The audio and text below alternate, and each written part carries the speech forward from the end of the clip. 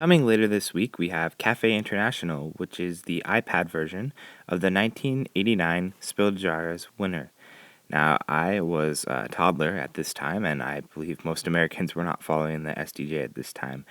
However, it is an interesting game and a great way for us to experience this classic winner. So let's take a look and see how it plays on iOS. Cafe International is a card or tile placement game that can be played with up to 4 players. These players can be AI or human players in a pass and play type mode, and since all the information is open, this mode actually can work quite well. You can change the computer's difficulty as well as the image that represents them, and you can play with any number of players with at least 2 in this mode. There's quite a bit of strategy in Cafe International, but the rules are quite simple.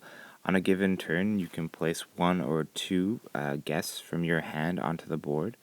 You can also replace a joker, which is a one-size-fits-all type guest, or you can place one of your guest cards on the bar, which is above, which will give you either positive or negative points. When playing cards initially on a table, you do need to be able to play 2 cards that will be touching the same table. So in this instance, I played a German and a Turkish woman, and since there were a man and a woman, they could be played, and they are both touching the Turkish table. So that was a legal move. In Cafe International, you are trying to score points. You score points for each guest touching the table that your character just touched. Now, if it is only characters of that country around a certain table of the same country, then you will score double the points, which is a great way and a great strategy to look out for. The interface for the game is fairly clear, and there is also a tutorial that can help you learn how it works. The game itself is quite fun and has a lot of strategy to it, as well as being accessible to a family-type audience. As mentioned previously, there is a tutorial that can help you learn the ins and outs of the games. It is a pretty simple game, but the tutorial does help you learn it quickly, and is nice to have. Other features to the game include leaderboards, which use GameCentric to connect with your friends. Apart from this, we also have just basic settings that can change to help gameplay speed up, or to just to help with the volume controls. Apart from the classic mode, there is also a solitaire and timed game mode. The solitaire mode is to be played alone and is all about placing cards in the best situations to score points.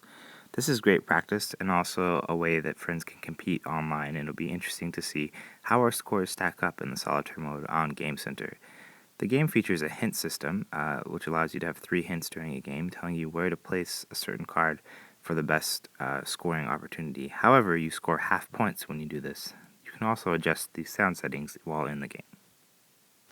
Cafe International seems like a very fun game, and though it is not perhaps the most strategic game with a large amount of luck, there definitely is a lot of control given to the player and will be a great game for families, especially with the art style given in the app.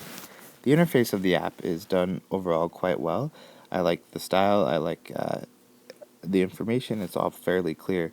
There are some problems with ending a turn. It doesn't always tell you that your turn is over, since there are different ways that your turn can be ended, and it would be great to have more indication of this. This game works very well solo, and especially pass and play.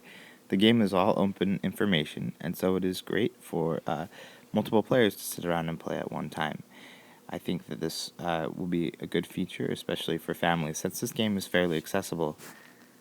In the future, network play has been planned to be added according to the developers, and it will be a welcome feature, though I think that a lot of the fun that I will have with this game will be solo and pass and play with friends and family.